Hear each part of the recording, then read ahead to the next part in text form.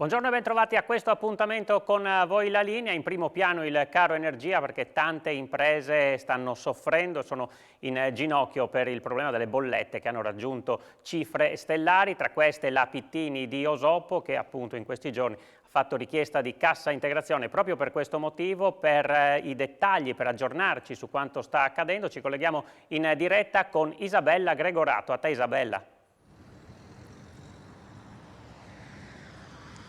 Buongiorno ai nostri amici telespettatori, buongiorno anche a te Daniele. Sì, effettivamente come hai detto tu i costi elevati, i costi alle stelle dell'energia stanno creando grossi disagi alle aziende anche dei Friuli Venezia Giulia. Alle mie spalle la Pittini qui a Osopo che ha fatto richiesta di una procedura di cassa integrazione ordinaria a partire da oggi e fino al 2 ottobre. La richiesta riguarda tutti i 751 i dipendenti delle Ferriere Nord e praticamente coinvolgendo le linee di lavorazione a caldo ma anche una parte di quelle a freddo. In sostanza, come ci riferiscono i sindacati, in modo particolare David Bassi della FIOM CGIL, questa è una sorta di cassa integrazione paracadute, in quanto al momento non sono ancora state definite le modalità. Nei prossimi giorni è previsto un incontro tra l'azienda e le organizzazioni sindacali proprio per definire le modalità, praticamente come l'azienda accederà a questo ammortizzatore sociale. Ricordiamo che già nei mesi scorsi la Pittini appunto di Osopo aveva fatto richiesta ad ammortizzatore sociale perché si era trovato nelle condizioni di avere costi dell'energia alle stelle e tra l'altro si trovava anche in mancanza e in carenza di materia prima per poter procedere alla produzione, ma anche allora era riuscita a risolvere, c'erano stati dei fermi e comunque praticamente la cassa integrazione non è mai stata richiesta, cioè usata come effettivamente era stata richiesta.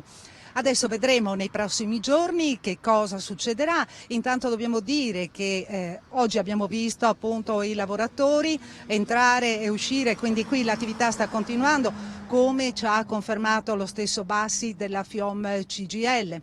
E dobbiamo anche ricordare che nei giorni scorsi la vicepresidente di Confindustria Anna Mareschi Danieli aveva detto che con questi prezzi non è più possibile produrre.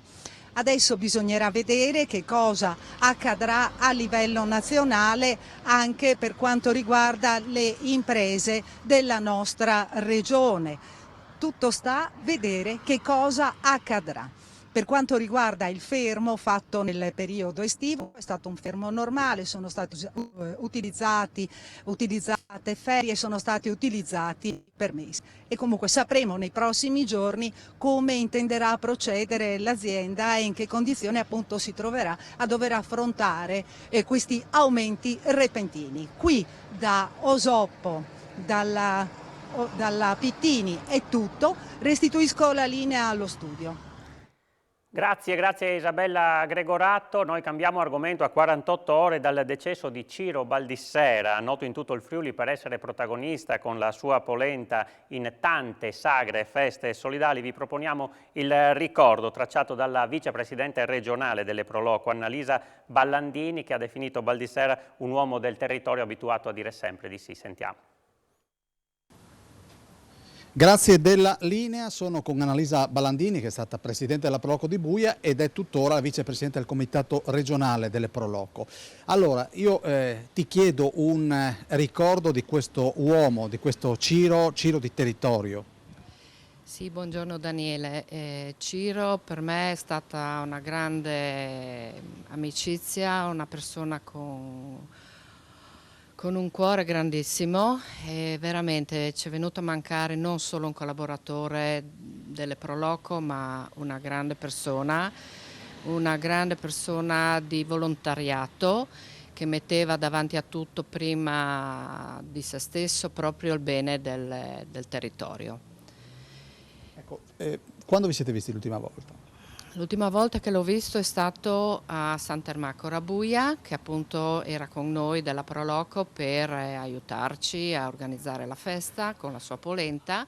Questa è stata l'ultima volta che l'ho visto, ma doveva esserci l'appuntamento prossimo per Friuli Doc, giù in castello, e per noi sarà veramente una grande perdita, e non solo per noi.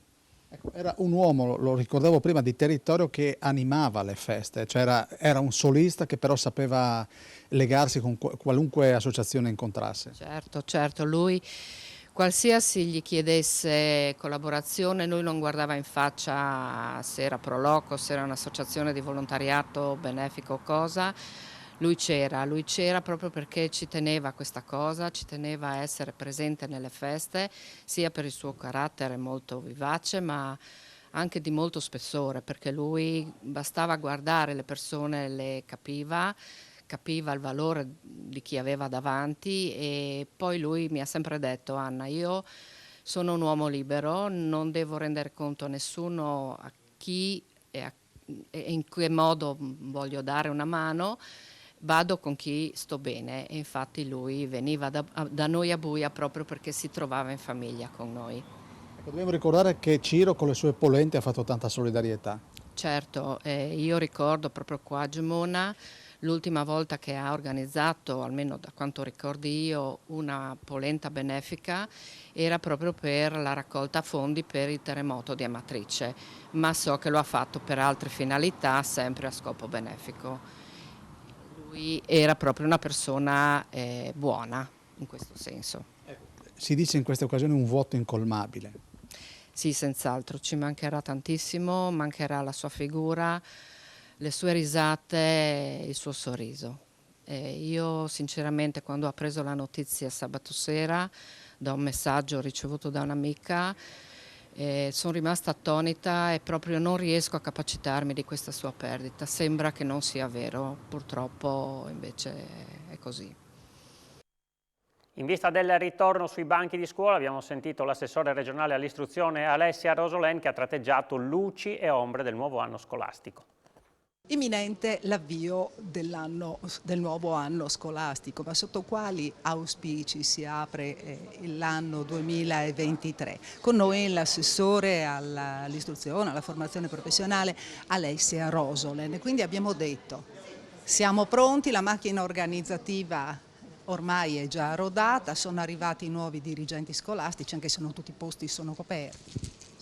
Beh, io credo che la prima cosa importante da dire è che l'auspicio ovviamente è che sia un anno scolastico continuativo, che garantisca la continuità che abbiamo garantito nell'anno scolastico precedente e che garantisca qualità, e questo i dati invalsi ce lo dicono agli studenti delle scuole del Friuli Venezia Giulia.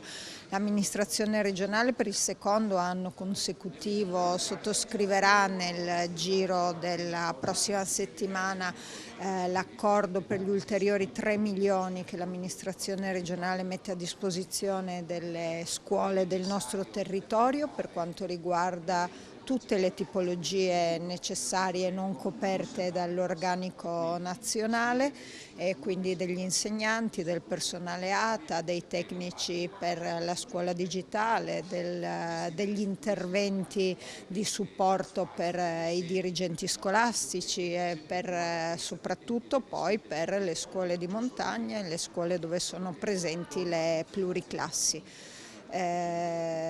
Scontiamo, anche se sul numero degli insegnanti e del personale quest'anno non c'è stata nessuna criticità, se non piccole criticità che contiamo di risolvere nel corso di queste settimane. Scontiamo sicuramente un declino demografico che ci ha portato quasi 5.000 alunni in meno nelle prime elementari in 2 anni. È un numero enorme, è un numero che ci fa preoccupare soprattutto nella prospettiva, nella definizione di quelle che sono le necessità anche di utilizzo degli edifici presenti e degli edifici sui quali intervenire all'interno del nostro territorio. E quindi bisognerà pensare anzitempo, non c'è magari la speranza che questo numero, che adesso è così, no, è sceso, magari ritorni a salire? No, l'augurio ovviamente è che salga perché questa regione sappia essere e diventi attrattiva anche nei confronti di nuove famiglie, e questo è un dato di fatto. L'amministrazione regionale sulla denatalità o comunque sulla natalità in maniera positiva sta cercando di lavorare con tutti gli interventi a supporto del sistema famiglia, perché è evidente che il calo demografico è legato anche e soprattutto all'aspetto complessivo del sistema famiglia.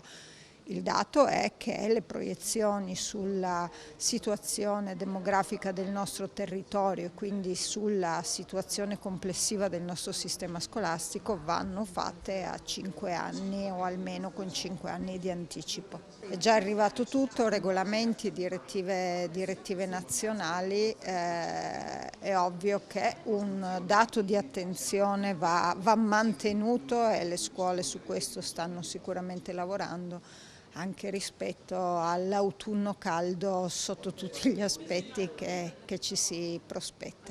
Ecco, lei ha detto che ci sarà appunto questo calo demografico e quindi calo di presenza nelle scuole, ma per quanto riguarda personale, perché i sindacati continuano a chiedere, a dire manca sempre personale ATA, personale soprattutto amministrativo, cioè si penserà anche a questo, perché anche mancano gli amministrativi. Guardate, allora lo ribadisco, sul dato del personale, e parlo soprattutto della parte degli insegnanti e del personale ATA, ma soprattutto dalla parte degli insegnanti, quest'anno il Friuli Venezia Giulia, nonostante il calo dei 5.000 bambini in 2 anni, è stato garantito lo stesso numero di personale degli anni precedenti, quindi vuol dire che del calo demografico non si è tenuto conto. Per quanto riguarda invece la mancanza di personale ATA, la mancanza di DSGA, le scuole che rimarranno in reggenza e tutte le altre problematiche, parlavo prima dei tecnici per la scuola digitale, l'amministrazione regionale mette i fondi, e sono questi 3 milioni, proprio per garantire questo personale aggiuntivo che altrimenti questo sì lo Stato non garantirebbe. Finisce qui questa puntata di A Voi la Linea, grazie per averci seguito, buon proseguimento di giornata.